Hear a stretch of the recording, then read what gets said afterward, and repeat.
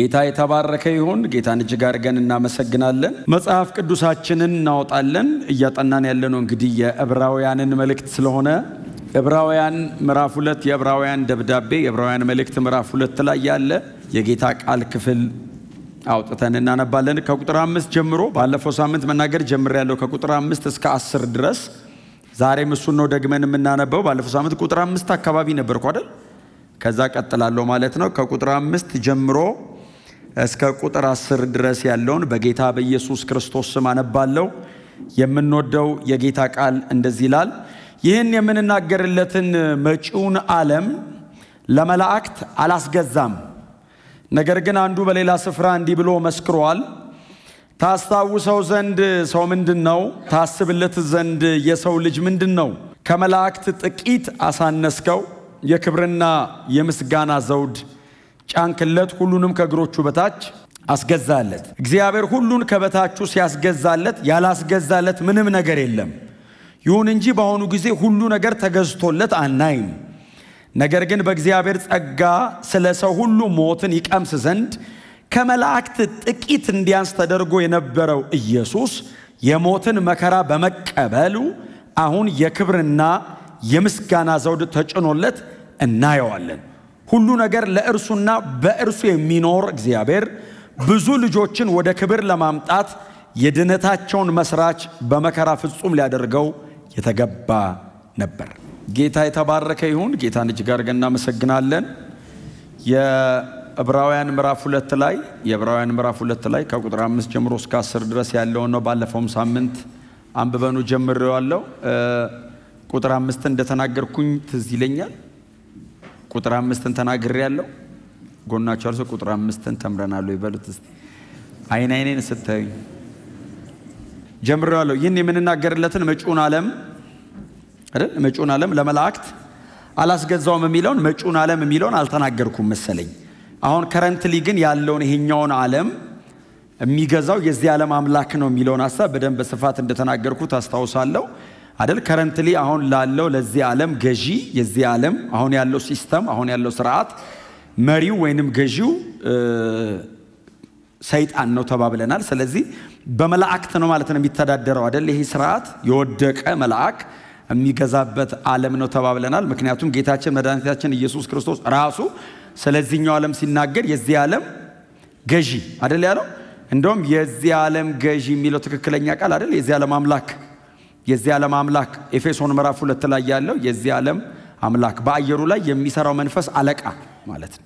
አንደኛ ዮሐንስ ምዕራፍ 2 ላይ እንደነገረን ዮሐንስ ዓለሙ በክፉ እንደተያዘ እናውቃለን የሚል ቃል አንብባቸዋል። ዓለሙ የሚለው ኮስሞስ የሚል ቃል ብቻ ሳይሆን አዮን የሚል ቃል ነው የሚጠቀመው። ዘመን ኤጅ ዲስፔንሴሽን ማለት ነው ተባብለናል። ዘመን ማለት ነው። ስለዚህ ጌታችን ኢየሱስ ክርስቶስ ተመልሶ እስከሚመጣበት ጊዜ ድረስ ያለውን ዘመን፣ ቀጥሎ ደግሞ ኮስሞሱን፣ ከአዮን ውጪ ከዘመን ውጪ ደግሞ ስርዓቱን የተደራጀውን መዋቅር ስርዓቱን የሚመራው የዚህ ዓለም አምላክ ነው ተባብለናል። እኛ ሰይጣን በሚገዛበት ዓለም ላይ የእግዚአብሔር ልጆች ሆነን ያለ ገዢውን እየረገጥን ማለት ነው። the difference ይለዋል። ልዩነቱ ይሄ ነው። ጎናቸው ያለውን ሰው በዚህ ዓለም ገዢ ራስ ላይ ቆመሃል በሉት። በቃ በጌታ መሆን ይሄ ነው ክብራችን። የእግዚአብሔር ልጆች ክብር ለኢየሱስ ይሁን። አለቃ ነው፣ ስልጣን ነው። የትኛውም ስፒሪቹዋል ሃይራርኪ ከቤተ ክርስቲያንና ከቅዱሳን ስር ነው ያለው። ጌታችን ኢየሱስ ክርስቶስ የአለቆችና የባለስልጣናትን ማዕረግ ገፎታል። ራሱ ደግሞ ቆሞ መሬት ላይ እያስተማረ እያለ የነገረን ቃል እባብና ጊንጡን ተረጋግጡ ዘንድ ብሎ እርገጧቸው ብቻ አይደለም ያለው። ጠላት ማለት አንጻራዊ ነው። ለዛኛው ዓለም ጠላት አይደለም፣ የኛ ጠላት ነው። የዛኛው ዓለም ገዢ ነው። የዛኛው ዓለም አክባሪ ነው። የዛኛው ዓለም ዴስቲኒያቸውን የሚወስነው ነው። ለኛ ግን ጠላት ነው። የቤተ ክርስቲያን ጠላት ነው። የደቀ መዛሙርት የኢየሱስ ክርስቶስ ተከታዮች ጠላት ነውና በጠላት ኃይል ሁሉ ላይ ስልጣንን ሰጥቻቸዋለሁ። ስለዚህ ጾመን ያመጣነው ሳይሆን በነፃ የተቀበልነው ነው። በቃ በስልጣን ገብተን ነው ጾም የጀመርነው። ጾመን ባለስልጣን አሉን። የምንጸልየው ይሄንን ኤክስፔሪየንስ ለማድረግ ነው እንጂ ለመቀበል አይደለም። እንዲሁ ነው የሰጣቸው። ሲጸልይ ለሚተኙ ሰዎች ነው የሰጠው። ባይዘው አዳር ቅሩ አላልኩም። ግን ኢየሱስ ሲጸልይ ይተኙ ነበር እነሱ። እነሱን እኮ ነው አቁሞ በጠላት ኃይል ሁሉ ላይ ስልጣንን ሰጥቻቸው ሂዱ አላቸው። አጋንንት ሲያስወጡ ብለው መጡ። ቃሉ በትክክል እንደሱ እኮ ነው አይደል? ያንን ያላቸው ቀን ሄዱ። ሁለት አድርጎ የላካቸው ቀን በስም እኮ አጋንንት ታዘዝን እኮ ሰጥቻቸዋለሁ አለ። እነሱ ጭፍራ ሲያስወጡ ብለው መጡ። ከዛ አለው እኔማ እኮ ሳስወጣ አለ ሲለው ጌታ ኢየሱስ እንደዚህ አለው፣ ሰይጣን እንደ መብረቅ ከሰማይ ወደቀ አለው። አንተ በጭፍራ ነው አለው። ኢየሱስ አርኬንጅሉ ወደቀ አለው። ዋና ወደቀ። አይ ቲንክ ያው ኢየሱስ ወደ አብ ካረገ በኋላ መንፈስ ቅዱስ ከወረደ በኋላ ነው ነገሩ የሚገባቸው። ያኔ አይገባቸው። እነሱ ከረንትሊ በዛ ሰዓት ላይ ያስወጡት አጋንንት ነው ለነሱ ትልቅ ነገር። ኢየሱስ ደግሞ የሚያወራው በእንትን ነው፣ በስልጣን ተዋረድ ነው። ዋና ወደቀ አላቸው እና ኢየሱስ በዚህ አትገረሙ አላቸው። ስማችሁ በሕይወት መዝገብ ስለተጻፈ። ይሄ ሁሉ የሆነው ከዛ የተነሳ ነው። እኔ ስለመረጥኳችሁ ነው እንጂ ነገሩ ትልቅ አይደለም። ትልቁ ስማችሁ መጻፉ ነው። በእውነት ጮክ በሉና መዳኔ ታላቅ ነው በሉ እስቲ። ስለዚህ የዚህ ዓለም ገዢ ይሄኛው ዓለም ለሰይጣን ተላልፎ የተሰጠ ዓለም ነው። የሚወድቅ ነው፣ የሚፈራርስ ነው። እግዚአብሔር ጥፋት የወሰነበት ዓለም ነው። በእግዚአብሔር ቅጣት ውስጥ የተጠበቀ ዓለም ነው። ባይዘው ይሄ ዓለም መቼም ይሄ ዓለም አይድንም። እግዚአብሔር ከነስርዓቱ ያቃጥለዋል። ከዚህ አይነት ስርዓት ውስጥ ብዙዎችን ለመናጠቅ እግዚአብሔር ቤተክርስቲያንን አስቀምጧታል። ስለዚህ አሳይመንታችን በጣም ትልቅ ነው። ሰይጣንና የሚመራው ስርዓት በሙሉ በእግዚአብሔር ፍርድ ውስጥ ነው ያሉት። እስከ ተቀጠረለት ቀን ድረስ ብቻ ነው የሚቀመጠው። ለዛ ነው የሚመጣው ዓለም አይደለም የሚለው፣ የሚመጣው ዓለም ሌላ ዓለም አለ እግዚአብሔር ያዘጋጀው ለተመረጡት ለኛ። እግዚአብሔር ያዘጋጀው ሌላ ዓለም አለ። ይሄኛውን ዓለም ይሄኛውን ስርዓት በጣም የምትጓጉለት ከሆነ በእውነት ይቃጠላል። ሰሞኑን ተስፋ እንዳታረጉ። መኖሪያችን አይደለም፣ ሌላ አለን የምንኖርበት። እንደውም በጣም በትክክለኛ የሚጠቀሙት ቃል እሱ ነው። ይሄ የምንናገርለት ዓለም የሚለው ይሄ የሚመጣው ዓለም የሚለው ትክክለኛ የሚጠቀሙት ቃል አሁን እኛ ኮመንሊ ዓለም ብለን የምንጠቀማቸውን አይነት ቃላቶች ሳይሆን መኖሪያ የሆነ ስፍራ የሚል ነው ትክክለኛ ቃላቸው። እግዚአብሔር ይመስገን። ምን እያላቸው ነው የዕብራውያኑ ጸሐፊ? መኖሪያችሁ ላይ አይደለም ያላችሁት፣ ሕያጅ ናችሁ። ስለዚህ የሚሄድ ሰው መንገድ ላይ የሚተኛ ሰው ምን አይነት ሰው? ቤት የሌለው ሰው ነው መንገድ ላይ የሚተኛው። ቤት ያለው ሰው እስከ ቤቱ ድረስ የፈለገ ቢደክመው ወደ ቤት ሊሄድ ነው የሚለው። መንገድ ላይ አይተኛም። መንገድ ላይ ናችሁ። እንቅፋት ቢመታ ቢያደናቅፍ ቢያሳምሙ ቢሰድቡ ወደ ቤት እየሄድክ ነው። ቢበርድ የፈለገ ቢሆን ወደ ቤት እየሄድክ ነው። ማን እንደ ቤት ትላለህ እኮ ስትደርስ። ሀገራችን ቅርብ ነው፣ እየሄድን ነው፣ ደርሰናል። ጌታችን ኢየሱስ ክርስቶስ በሩን ከፍቶ ኑ ሊለን ተጠግተናል። ኮቴያችንን እየሰማ ነው፣ ድምፁን እየሰማ ነው። ስለዚህ የሚመጣ ዓለም አለ፣ መጪው ዓለም፣ መጪ ዓለም አለ። ያ ዓለም ለእኔና ለእናንተ የተጠበቀ ነውና በጣም በእውነት እንደኛ ማን አለ ግን መጪ የምንናገርለትን የሚለው ቃል በጣም የሚጓጓለት። አሁን ቅድማውን አይታችሁ የለ ኢየሱስ ይመጣል ሲባል መመለሷን ሲዘመር እንዴት ነው የሚያረገን? ተስፋ የምናረገው ይህ መጪ የምንናገርለት እኮ አለ እኮ የዕብራውያኑ ጸሐፊ እኮ ባይዘው የምንሰብከው እኮ እያለ ነው። የወንጌል ዋና ክፍል ኢየሱስ መስቀል ላይ የሞተበት ጉዳይ፣ የቅዱሳን የደቀ መዛሙርት ሁሉ መጨረሻ መዳረሻችን ይህ የምንናገርለት ዓለም ሲል ሁሉም ልቡ ብድግ ነው የሚለው። ጸሐፊውም በጣም ኤክሳይትድ ነው። ዋው ይላሉ። እሺ የምንናገርለት እሺ ለመላእክት አላስገዛውም እና ለሰው ነው ያዘጋጀው። የሚመጣው ዓለም ላይ ከንጉሳቸው ጋር የሚነግሱትና የሚገዙት ደቀ መዛሙርት ናቸው። የሚመጣው ተስፋ የሚደረገ ዓለም አለ ከፊት። እዛ ዓለም ላይ መላእክት ገዢ አይደሉም። በዕብራውያኑ ትራዲሽን ጌታ ኢየሱስ ክርስቶስ ፍጹም ሰው ሆኖ ስለመጣ ሰው ደግሞ ፈጽሞ ከመላእክት ያነሰ ነው ብሎ ስለሚያምኑ በዛኛውም ዓለም ገዢ የሚሆኑት መላእክት ናቸው የሚል ትምህርት አላቸው። የዚህ ደብዳቤ ጻፊ እንደዚህ ያላቸው የሚመጣውን መጪውን ዓለም ለመላእክት አላስገዛውም ይልና የሚጠቅሰው ባለፈው ሳምንት ያስነበብኳችሁ መዝሙር ምዕራፍ ስንት ነው? መዝሙር ምዕራፍ 8 ከቁጥር 4 እስከ 6 አውጡት እስቲ። መጪው ዓለም የሚለው መጪው ዓለም ኢንሄቢተብል ወርልድ ነው አይደል? መኖሪያ የሚሆን ስፍራና ኦይኮሜን ነው የሚለው ትክክለኛው የግሪክ ቃል። ምናልባት እናንተ እጃችሁ ላይ የምጽፉ ሰዎች እንድጽፉት ብዬ ነው። ግሪክ ኦይኮሜን ኮስሞስም አይሆንም አይደለም። መጪው ዓለም የሚለው ኦይኮሜን መኖሪያ ስፍራ ተደላድለን የምንኖርበት እርፍ የምንልበት። እዛ ከሄድን በኋላ ሌላ መሄጃ የለንም፣ መጨረሻችን ነው። አሁን ግን ልባችን የማያርፈው መሄጃ ስላለን ነው። እና ያንን ምን እንደሆነ ታውቃላችሁ? ራዕይ ምዕራፍ 1 ቁጥር 6 መንግስትና ለአምላኩና ለአባቱ ምንድነው? ካህናት እንድንሆን ለአምላኩና መንግስትም ለአምላኩና ለአባቱ ካህናት እንድንሆን አደረገን። ለኢየሱስ ክብር ይሁንለት። ለእሱ ነው አለ ክብር ይሁን የሚለው። አደረገን የሚለው እኮ ከሰላምታው ቀጥሎ እኮ ነው አይደል? በጣም ረጅም ሰላምታ አይደል? የራእይ መጽሐፍ ሰላምታ እኮ የራእይ አይነት ሰላምታ የትም የለም። ባይዘው 5 ቁጥር የፈጀ ሰላምታ በጣም ረጅም ነው ሰላምታው። ከዛ በኋላ አሁን አይደል ላለው ለነበረውና ለሚኖረው ብሎ አብ፣ ከዛ በዙፋኑ ዙሪያ ካሉ ከሰባቱ መናፍስት ብሎ መንፈስ ቅዱስ ሰላምታ ነው ሁሉ ባይዘው ካለው ከነበረው ከሚመጣው ብሎ እግዚአብሔር አብ ነው ያለ የነበረ የሚመጣ። እንደዚህ አይነት የኛ ብቻ ነው። የትም እንደዚህ አይነት አምላክ የለም አለ። ወደፊት ካሰቡት የኛ ነበረ አለ፣ የሚመጣውም እሱ ነው። ዘላለም ማለት ነው።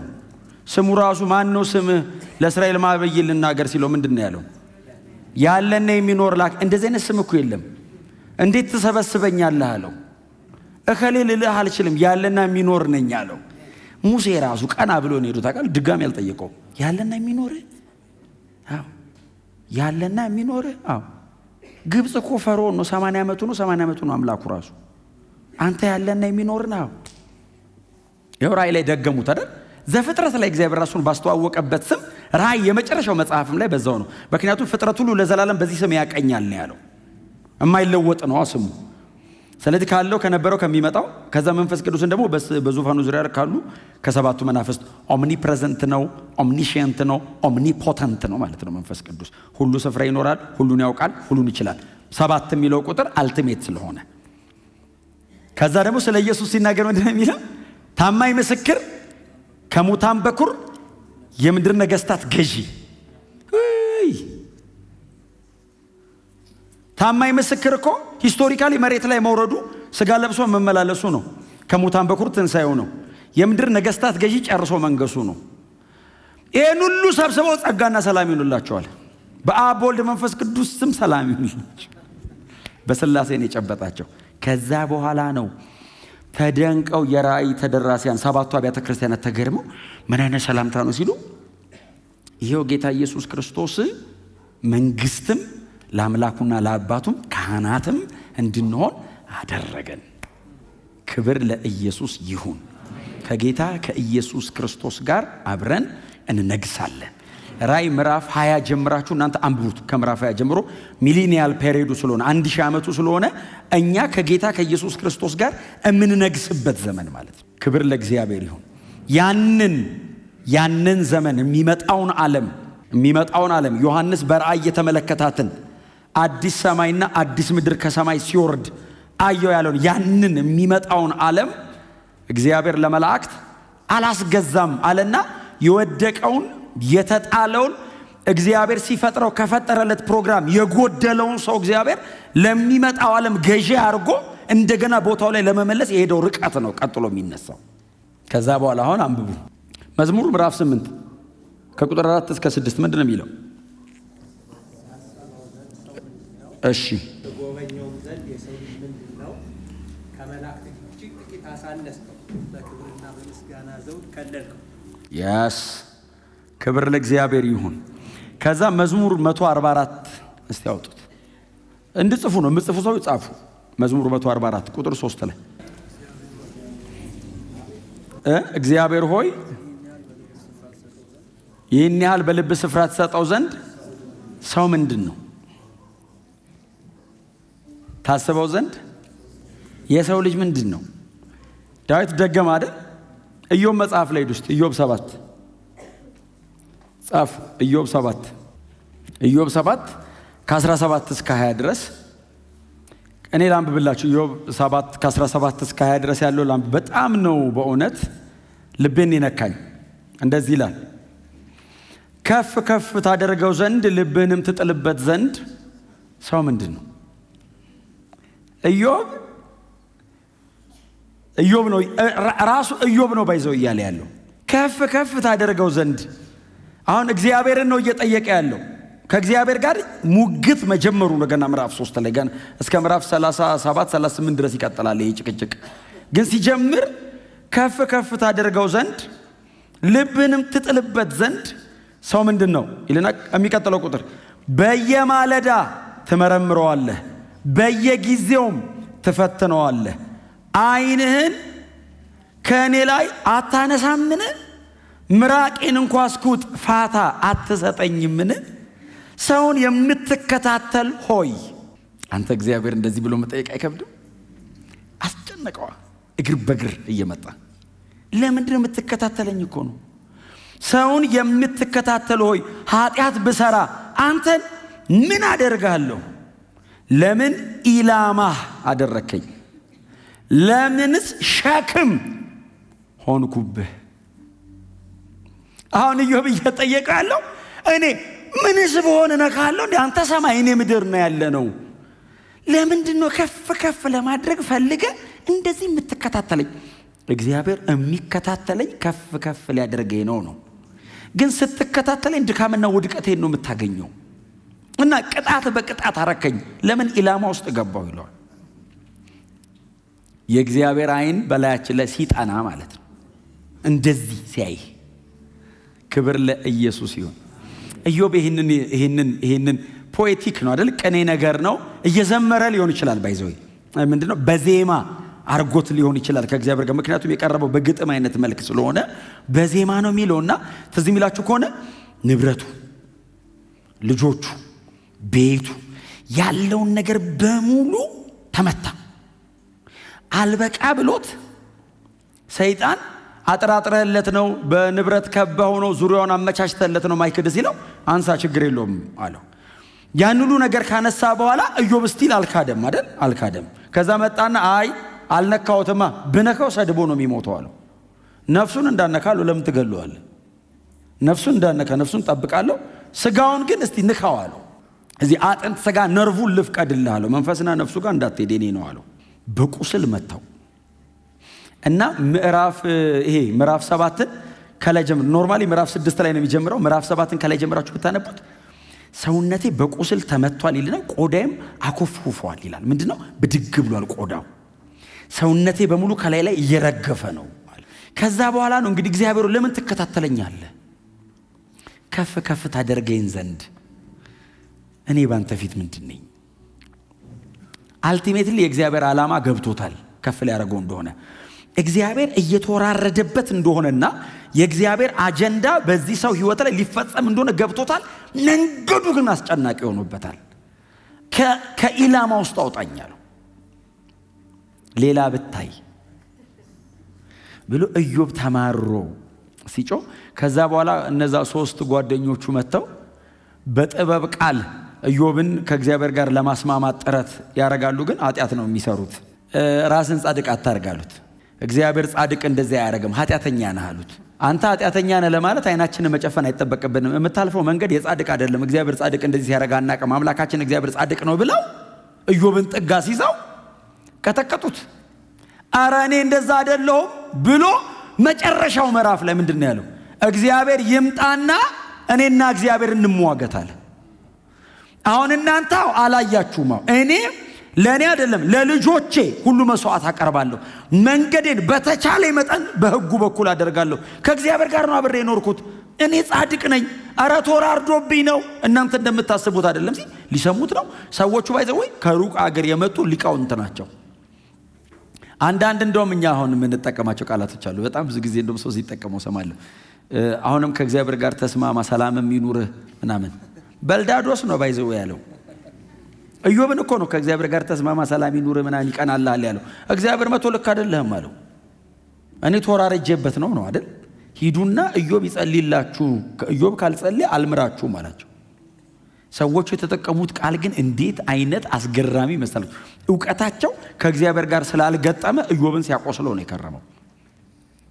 ኢዮብ ግን እንደዚህ ያለ ታስበው ዘንድ፣ ታከብረው ዘንድ፣ ትንከባከበው ዘንድ ሰው ምንድነው ባንተ ፊት?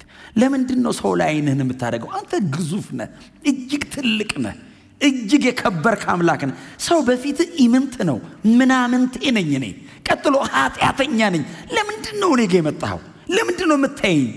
ትልልቅ ከዋክብት አለልህ፣ የፈጠርከው ግዙፍ ፍጡራን አሉልህ፣ መንፈሳዊ አካላት አሉ፣ ላብራራቸው ማልችላቸው መላእክት አሉ። የኢዮብ ዕውቀት ባይዘዌ እንደዚህ ኖርማል እንዳይመስላችሁ። ስለ ሌዋታን ኢዮብ እንደሆነ ታውቃላችሁ ዲቴል የጻፈው ስለ ሌዋታን በባህር ውስጥ እንዳለ እንዴ የተወለድኩበትን ቀን ሌዋታንን የሚያገላብጡ ይርገሙታል እኮ። ሌዋታንን ያውቀዋል ባይዘዌ በባህር ውስጥ ያለው ንባብ ማለት ነው። ስፒሪት ሪልም ላይ ያለው አንደርስታንዲንግ በጣም አስገራሚ ነው። ያ ሁሉ ግዙፍ ፍጥረት እያለ ከአንድ ደቃቅ ከሆነ ሰው ጋር ምንድነው ጉዳይ? እግዚአብሔር ሆይ ለምንድነው ለማክበር የፈለከው? ምንድነኝ እኔ ታስበኝ ዘንድ? ይሄንኑ መዝሙር ዳዊት መዝሙር 8 ላይ መዝሙር 144 ላይ ዘመረ። ኢዮብ ይሄው ምዕራፍ 7 ላይ ዘመረ። ዕብራውያን ምዕራፍ 2 ላይ ተጠቀሰ። አራቴ ተጠቅሷል። ሰው ምንድነው? ምንድነን? ሰው ምንድነው? ሰውን በጣም በተለያየ መንገድ ዲፋይን ያደርጉት አሉ። የእግዚአብሔር ቃል ዲፋይን ያደረገን ነንኛ። እግዚአብሔር በመልኩ በምሳሌው የፈጠረን ነንኛ። እግዚአብሔር አይኑን በላያችን ላይ ያደረገው መልኩኛ ላይ አለ። ዲስቶርት የተደረገበት የተበላሸበት የሱ መልክ አለ። ያንን መልክ እግዚአብሔር መመለስ ፈለገ። ታስበው ዘንድ ሰው ምንድነው? ትጎበኘው ዘንድ የሰው ልጅ ምንድነው ብሎ መዝሙረኛው የጠቀሰውን ቃል በቃል አምጥቶ የዕብራውያን ጸሐፊ ለጌታ ለኢየሱስ ክርስቶስ አዋለው። ቃል በቃል ጌታ ኢየሱስ ክርስቶስን ቀጥታ አይደል ያመጣው? ምክንያቱም እንደ ኮት ያረጋው መዝሙር 8 ላይ ቢሆንም ከዛ አሁን እዚህ ልክ ጥቅሷን እንደዘጋት ከቁጥር 9 ጀምሮ እኮ ስለ ጌታ ስለ ኢየሱስ ክርስቶስ እኮ ነው የተናገረው። ኢየሱስን ከመላእክት ጥቂት አሳነስከው። ጌታ ኢየሱስ ክርስቶስ እኛ ባለንበት ስቴት፣ እኛ ባለንበት የውርደት መጠን የመጣው እሱ በከበረበት ልክ ሊያከብረን ነው። በሚመጣው ዓለም ላይ እግዚአብሔር ሰው ፈለገ። የሚመጣውን ዓለም ስርዓት እግዚአብሔር ሰው እንዲመራው ፈለገ። ከጌታ ከኢየሱስ ክርስቶስ ከዋጀን ከኪንስማናችን ከሪዲመራችን ጋር አብረን እንድንነግስ እግዚአብሔር ፈለገ። እንደ ክርስቲያን የተመሰገነ ሕዝብ የለም። ተስፋችን የሚቀጥለው ዓለም ላይ ይቀጥላል። ክብር ለኢየሱስ ክርስቶስ ይሁንለት። እዛው ዕብራውያን ላይ ልመልሳችሁ። ታስብለት ዘንድ የሰው ልጅ ምንድነው ካለ በኋላ የምትቀጥለው ቁጥር ምንድነው? በዕብራውያን ምዕራፍ 2 ከመላእክት ጥቂት አሳነስከው ብሎ የክብርና የምስጋናን ዘውድ ጫንክለት፣ አጎናጸፍከው፣ ጫንክለት። ከመላእክት ጥቂት አሳነስከው የሚለው ጌታ ኢየሱስ ክርስቶስ ፍጹም ሰው መሆኑን ነው አይደል እየተናገረ ያለው? ኢንካርኔሽን ነው። ጌታ ኢየሱስ ክርስቶስ ፍጹም ሰው መሆኑን የዚህ ደብዳቤ ጸሐፊ እንግዲህ ደጋግሞ እያነሳ እየመጣ ነው። ኢየሱስ ክርስቶስ ከመላእክት ይልቃል እያለ ነው። ይሄንን ከምዕራፍ 1 ቁጥር 4 ጀምረን እስከ ምዕራፍ 1 ቁጥር 14 ድረስ በጣም እልፍ ጊዜ ለወራት እንግዲህ ደጋግመን ስናነሳው የነበረ ነው። ጌታ ኢየሱስ ክርስቶስ ከመላእክት እጅግ የላቀ ነው። ቀደምም እዚህ ጋር ፍሬክስም ስትለው ነበር። እስቲ ጮክ በሉና ኢየሱስ ከሁሉ ይልቃል በሉ እስቲ። መላእክት አንድ ፍጡራን ናቸው። ቀጥሎ የሚመጡ አሉ አይደል? ከዚህ በኋላ የሚመጡ አሉ፣ አገልጋዮች አሉ፣ ታላላቅ ባሪያዎች አሉ። እነዛም በሙሉ ይደረድራቸዋል። ጌታ ኢየሱስ ክርስቶስ ከሁሉም ይልቃል። ከሁሉም ሁሉ ከጌታ ኢየሱስ ክርስቶስ በታች ነው እና የኢየሱስን ልቀት ሲያቀርበው በማንነቱ መለኮት ስለሆነ እግዚአብሔር ስለሆነ ይበልጣል ነው አይደል? ከመላእክት። አሁን ደግሞ በፍጹም ሰውነቱም ይበልጣል። ሲንለስ ነው ኢየሱስ። በፍጹም ሰውነቱ ኃጢአት አልባ ነው። ሰው ሆኖ መሬትም ላይ ጌታ ኢየሱስ ክርስቶስ ኢንካርኔት አድርጎ ሰው ሆኖ መሬትም ላይ ሲኖር ኃጢአት አልባ ነው፣ ስህተት አልባ ነው። በፍጹም ሰውነቱም ኢየሱስ ከመላእክት ይልቃል። ከመላእክት ጥቂት አሳነስከው የሚለው ክሩሲፊክሽንን እያወራ ስለሆነ ነው። ይሄ ሰው የጌታ የኢየሱስ ክርስቶስን የመስቀል ሞት ኃጢአታችንን ሙሉ በሙሉ በማንነቱ መሻከሙን እያነሳ ሲመጣ ነው። መስቀል ላይ መሞቱን ሲያቀርብ ነው። ከመላእክት ጥቂት አሳነስከው የሚለው የጌታ የኢየሱስ ክርስቶስ ለኃጢአት የተከፈለ ዋጋ እየቀረበ ስለሆነ ነው። ሙሉ በሙሉ ጌታ ኢየሱስ ክርስቶስ እኛን ሪፕሬዘንት አደረገን መስቀል ላይ። እኔ ላይ ያለ በደል፣ እኔ ላይ ያለ ኃጢአት ሙሉ በሙሉ ሙልጭ ብሎ ኢየሱስ ላይ ያረፈ። የገላትያ ደብዳቤ ምዕራፍ 3 ላይ ጳውሎስ ሲጽፈው ኃጢአት አሁን ድርጊት ነው አይደል? ኃጢአት ስራ ነው። ገላትያ ምዕራፍ 3 ላይ ግን እርሱን ስለኛ ኃጢአተኛ አረገው ነው የሚለው። ኃጢአትን እንደ ፐርሰን ጠቀሰው። ምን ማለት ነው? እግዚአብሔር ኃጢአትን ዲል ያደረገው ክሮስ ላይ ነው። ሙሉ በሙሉ የሰዎችን ኃጢአት ጌታ ኢየሱስ ክርስቶስ ሲወስደው የእግዚአብሔር ቁጣ ኢየሱስ ላይ መጣ። የእግዚአብሔር ቁጣ ሰውን ፈጥሮ ሰው ከወደቀበት ቀን ጀምሮ የነበረ የእግዚአብሔር በቀል አለ። እበቀላለሁ ይላል እግዚአብሔር። ሁሌ እበቀለዋለሁ ይላል። ያንን ቁጣዬን እገልጣለሁ፣ አፈሳለሁ ቁጣዬን ይላል። ብሉይ ኪዳን ላይ በድለው ሲመጡ የጠቦት ደም ይደረጋል አይደል? ወይ የበግ ደም ብቻ የሚያቀርቡት ወይ የዋኖስ የሆነ ደም ሲደረግ እግዚአብሔር ይቅር አይልም። ኃጢአት ተደምስሶ ሳይሆን ተሸፍኖ ነው። እግዚአብሔር ሲመጣ ሰውየውን አያየውም፣ ደሙን ያየዋል። ደሙን አይቶ ይሄዳል። ኒው ቴስተመንት ላይ ተሸፍኖ አይደለም፣ ተወግዶ። እግዚአብሔር እኔ ከማደርገው ነገር ጋር ብቻ ሳይሆን እግዚአብሔር ከምንጩ ጋር ዲል አደረገ። ኃጢአትን እንደ ፐርሰን ገንጥሎ ወሰደው መስቀል ላይ። ኃጢአትን ገደለው። ኃጢአትን ብቻ ሳይሆን በኃጢአት ምክንያት የሚመጣው ሞትን ጭምር። ዕብራውያን ምዕራፍ 2 ላይ ሲሞት አይደል? በሞት ላይ ስልጣን የነበረውን ሻር ኢየሱስ ሲሞት ሞትን ቀጥሎ በሞት ላይ ስልጣን ሞትን ተመርኩዞ የሚሰራውን ርግርግ አረገው። ከመላእክት ጥቂት አሳነስከው ማለት ጌታ ኢየሱስ ክርስቶስ ሰው ሆነ ማለት ብቻ ሳይሆን በመስቀል ላይ ኃጢአታችንን ተሸክሞ ቀረበ ማለት ነው። በዛ ሰዓት መላእክት አይሞቱ ሰይጣንን ጨምሮ። ጌታ ኢየሱስ ክርስቶስ ሞትን ቀመሰ፣ ሞትን ወሰደ። ለዘመኑ መጀመሪያ የሌለው የዘላለም አምላክ ነው እሱ። በመስቀል ላይ ኢየሱስ ሞተ፣ ክሩሲፋይድ። የመጨረሻው ሰው ያለበት ቦታ ያ ነው። ኢየሱስ ያንን ቦታ አክሰስ አደረገው፣ ይዞን የሚከብርበት ክብር ውስጥ ሊገባ። ኢየሱስ ጥላውን ለማውጣት ሰማይ ቁጭ ብሎ እወድሃለሁ ማለት አይበቃው። ናውጣ በሚል ቃል አያወጣኝም። የሰራውት ስራ ኢየሱስን ስጋ ማልበስ ብቻ ሳይሆን በመስቀል ላይ መሞት ይጠይቀው ነበር። አምላክ ሰው አንዴ ነው የሆነው። በዘላለም ውስጥ አንዴ ነው እግዚአብሔር ወልድ ሰው የሆነው። ኢየሱስ መሬት ላይ ሰው ሆኖ እንዲመጣ የሆነበት የመጀመሪያም የመጨረሻ ምክንያቱ ሰዎችን ማዳን ብቻ ነው። እግዚአብሔር ሲፈጥረን የዚህ ዓለም ገዢ አድርጎ ነው አይደል የፈጠረን?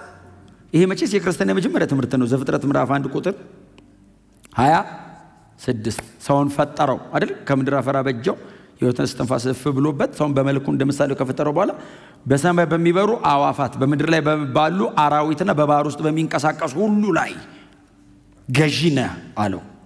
ሰው እምቢ ብሎ አምጾ ወደቀ። ሲወድቅ ተነጠቅ፣ የዚህ ዓለም ገዢ ቦታ ቀየረ ማለት ነው። ስለዚህ አሁን ጌታ ኢየሱስ ክርስቶስ ይሄንን የወደቀውን ዓለም ሪስቶር አደርገዋለሁ አይደለም ያለው፣ አጠፋውና ሌላ አመጣለሁ። ሌላ ዓለም እፈጥራለሁ፣ ሌላ ሰው አልፈጥርም። ይሄንኑ ሰው ሪስቶር አደርገዋለሁ አለ። ይሄንን ሰው እመልሰዋለሁ፣ ሰው ሆኜ እመልሰዋለሁ። ዓለምን አቃጥለዋለሁ። ይሄንን መሬት አድሶ አይደለም የሚያኖረን፣ ይሄዳል፣ ሌላ ይመጣል፣ እኛ እንቀጥላለን።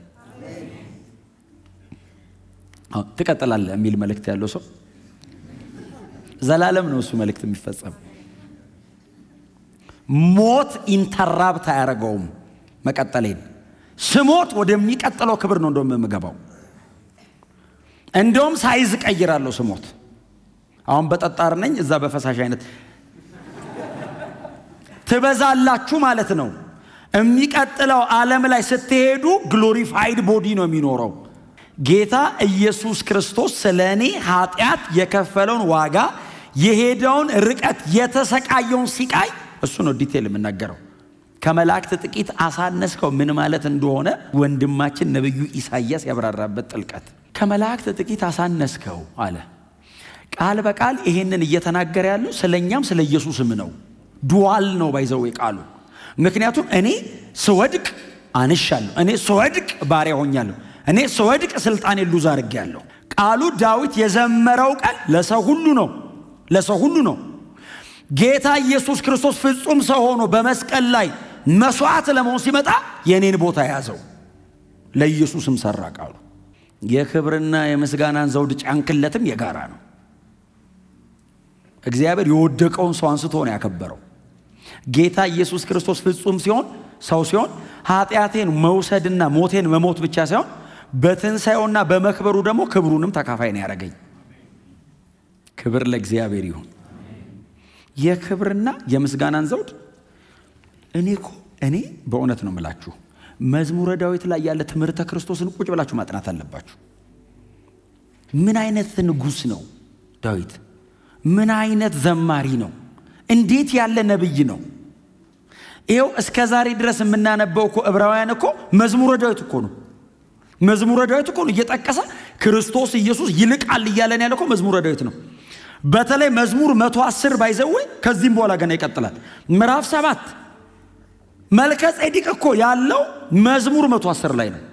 እዛ አብርሃም እዛ ዘፍጥረት ላይ ያለው መልከ ጼዴቅ እኮ አናውቀውም። ለሳሌም ንጉሥ አስራት አወጣ መልከ ጼዴቅ ነው ስሙ ብሎ ሙሴ ራሱ ሙሴ ጋር ነበርና ሙሴ ዝም ብሎ ጽፎት አለፈ። አንተ ለዘላለም ካህን ነህ ምናምን የሚለውን የጻፈው እኮ ዳዊት ነው። ዳዊት የገባው ነገር አሁን እኮ ኪዳን ተሻግሮ እኮ መልከ ጼዴቅ ማን ነው እኮ እኛ እኮ እየተጨቃጨቅን ነው። ዳዊት እኮ ያውቀዋል። ዘመረው እኮ እግዚአብሔር ይባርካቸው የአዲስ ኪዳን ሐዋርያት። ዳዊትም ነብይ ስለነበር ብሎ ነብይ ነው የሚል ጨመሩልን። እኛ ንጉስና ዘማሪ ነው የምናውቀው፣ ነብይ ነው። he was a prophet። ምክንያቱም የሚዘምረው እዩት መሲያኒክ ነው። በገናውን ይዞ እያረገ ሰማ የአባቱን በጎች እየጠበቀ ቁጭ ብሎ በጎቹን እየጠበቀ ነው ባይዘው የሚዘምረው እያረገ 10 ምናምን በግ እየጠበቀ አዲስ ኪዳንን ተሻግሮ ይዘምራል። ታስበው ዘንድ ሰው ምንድነው ብሎ ዕብራውያን ላይ የሚጠቀስ ዘንድሮ ይሄው ከ1000 ዓመት በኋላ የምንሰብከውን እሱስ ዝም ብሎ እኮ ነው የሚዘምረው። ገርሞት እኮ ነው አሁን ኢመንት እኔ እረኛ ነኝ ተቀባኝ ዘንድ አሁን እኔ ማን ነኝ? እኔን ቀብተህ የዳዊት ስርና መሰረት የሚባል ልጀምር። ታስበው ዘንድ አሁን ሰው ምንድነው? አይንን ትጥልብኝ ዘንድ እኔ ምንድነኝ ያለና ከመላእክት ጥቂት አሳነስከው ይላል። አዳም ኃጢአት ሰርቶ ወደቀን ይልና ቀጥሎ የክብርና የምስጋና ዘውድ ደግሞ ጫንክለት የሚለው እዛው ላይ እኮ ነው ያለው። በክርስቶስ ኢየሱስ ሞትና ትንሣኤ ደግሞ ይመለስልናል ይላል። እግዚአብሔር እንዲህ ሲያይ ለዘላለም ነው የሚያይ። የሆነ ቀን አይቶ ከችግር ለማውጣት አይደለም እግዚአብሔር የሚያይ፣ የክብርና የምስጋና ዘውድ ጭኖ ነው የሚያይ። ዴስቲኒያችን መክበር ነው። መጨረሻችን ከጌታ ከኢየሱስ ክርስቶስ ጋር ለዘላለም መንገስ ነው። ክብር ለኢየሱስ ይሁን። ከዛ የምትቀጥለውን ቁጥር ላንብብላችሁ። ቁጥር 8ን ሁሉን ከእግሩ በታች ያስገዛለት ካለ በኋላ ምንድን ነው የሚለው? እግዚአብሔር ሁሉን ከበታቹ ሲያስገዛለት ያላስገዛለት ምንም ነገር የለም። እዚህ ጋር ቁሙ። ጌታ ኢየሱስ ክርስቶስ ከሞት ተነስቶ በአብ ቀኝ ሲቀመጥ ከጌታ ከኢየሱስ ክርስቶስ በታች ያልተገዛ ወይንም በጌታ በኢየሱስ ክርስቶስ ስም የማይታዘዝ ምንም ኃይል የለም። የትኛውም ኃይል በኢየሱስ ክርስቶስ ስም ይታዘዛል። የትኛውም ጉልበት ለዚህ ስም ይንበረከካል። ሁሉን ከእግሩ በታች ያስገዛለት ሲል ያላስገዛለት ምንም ነገር የለም። እስቲ ጮክ በሉና ሁሉ ከኢየሱስ በታች ተገዝቷል በሉ። ምንም ነገር ቢያስቸግረን በኢየሱስ ክርስቶስ ስም ካሉ ይነቀላል። እግዚአብሔር ልጁን ኢየሱስ ክርስቶስን ከሞት ሲያስነሳ ያጎናጸፈው ስልጣንና ኃይል ከየትኛውም በፍጥረት ዓለም ውስጥ ካለ ስልጣንና ኃይል በላይ ነው። ሁሉ ከእግሩ በታች ተገዝቷል፣ ሁሉ ተገዝቶለታል ይለና እምትቀጥሉ ሐረግ ስለሆነ ያነበብኩት አረፍተ ነገር እንዲሆን ቀጥሎ ያለው ምንድነው የሚለው? ጨርሱት። ነገር ግን ይሁን እንጂ በአሁኑ ጊዜ ሁሉም ነገር ተገዝቶለት አናይም። ጌታ ኢየሱስ ክርስቶስ ከከበረው በላይ አይከብርም። ከዚህ በኋላ የመጨረሻውን ክብር ከብሯል። ሪዴምሽኑ የመዋጀትና የቤዛነቱ ስራ ፉልፊል የሚሆነው ግን ዳግም ሲመጣና እኛን ሲወስደን ነው። ሁሉ አሁን ተገዝቶለታና ማለት ከእግዚአብሔር ጋር ጠላት የሆነ ሲስተም አለ ስቲል ዓለሙ ላይ እየሰራ ያለ። አሁን ጌታ ኢየሱስ ክርስቶስ ስላልከበረና ስላልነገሰ ሳይሆን የተቀጠረለት ቀን ስላለ ይሄ የተቀጠረለት ቀን እስኪያበቃ ድረስ እግዚአብሔር ይሄንን የቀጠረለትን ቀን እስኪቆርጥ ድረስ ሁሉ አሁን ተገዝቶለታና ይልና ጌታ ኢየሱስ ክርስቶስ አልነገሰም የሚል አይደለም ትምህርቱ። ጨርሷል። ከዚህ ከነገሰው በላይ አይነግስም፣ ከከበረው በላይ አይከብርም። ኢየሱስ የመጨረሻውን ክብር ተጎናጽፏል። አሁን ግን ያለንበት ይሄ ዓለም አሁን ሰሞኑን ጌታ ተመልሶ ይመጣል እያልን ነው። አሁን ያለንበት ይሄ ዓለም ቶታሊ ተጠቅልሎ ይጠፋል። እግዚአብሔር አምላክ ልጁን ኢየሱስ ክርስቶስን ያከበረበትን ክብር ፉሊ በፍጥረት ሁሉ ፊት ያሳያል። አሁን ተገዝቶለታና ማለት ኢየሱስ ከብሮ አልጨረሰም ማለት አይደለም ትምህርቱ። ኢየሱስ ከብሮ ጨርሷል። ከዚህ በላይ አይከብርም። በቀኙ ተቀምጧል፣ አልቋል። እግዚአብሔር የቀጠረው ቀን አለ ይህንን ዓለም ለማጥፋት። ሙሉ በሙሉ ይህ ዓለም ተወግዶ የእግዚአብሔር መንግስት ብቻ የምትገዛበት ስርዓት ሲመጣ እግዚአብሔር አምላክ ሁሉ ምንድነው? አንዴ ዕብራውያን 1:14 ላይ ሳነብ ምናልባት አብራችሁ አንብባችኋል አይደል? ዕብራውያን 1:14 ጌታም ጌታዬን ጠላቶችን የእግረ መረገጫ እስካደርግልህ ድረስ በቀኝ ተቀም ኦሬዲ እኮ በቀኙ ተቀምጧል። እስካደርግልህ ድረስ ሁን አለው። እስከ መቼ? ጠላቶችን በሙሉ የእግር መረገጫ አሸንፎ እኮ ተቀምጧል። አሁን ይሄኛው ስራ የኔ ነው አለው አብ።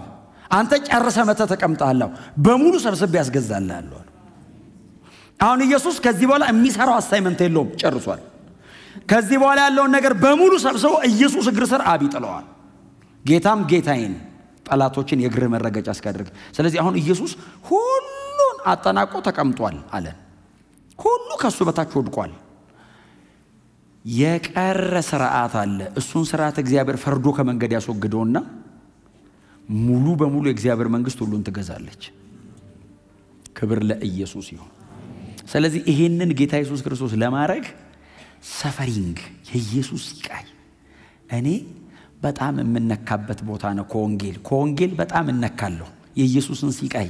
የሚቀጥለው ሳምንት እሱ ነው በጣም በስፋት የምናገረው። አንድ ነገር እነግራችኋለሁ። እንደውም እኔ ኢንካውንተራችሁ ያለበት አካባቢ ነው የምትቆዩት። እኔ ስቃዩ አካባቢ በቃ ይገባኛል እንትኑ ለእኔ የተከፈለው ዋጋ ክርስቲያን ሆንኩ ያልኩበት ቦታ ነው። እሱ ቦታ ክርስቲያን አረገን እግዚአብሔር። የኔ ናችሁ ያለን እሱ አካባቢ ነውና ያ ሰፈሪንጉ በኢሳይያስ መነጽር እናየዋለን። ጥቂት ማነሱን መከበራችን የሚገባን ኢየሱስ የወረደውን ስናይ ነው። ኢየሱስ የወረደውን ያክል ነበር፣ እኛ እዛ ጋር ነበርን። ኢየሱስ መልሶ ያስቀመጠን የክብር ቦታ የሚገባን ምን ያክል በስቃይና በመከራ ጌታ ኢየሱስ ክርስቶስ እንደተዋረደ ስንመለከት ነው። ክብር ለኢየሱስ ይሁን። ኢየሱስ ተዋርዶልኛል። ኢየሱስ ሞቶልኛል። ኢየሱስ እኔ ለማዳን ተችሎታል።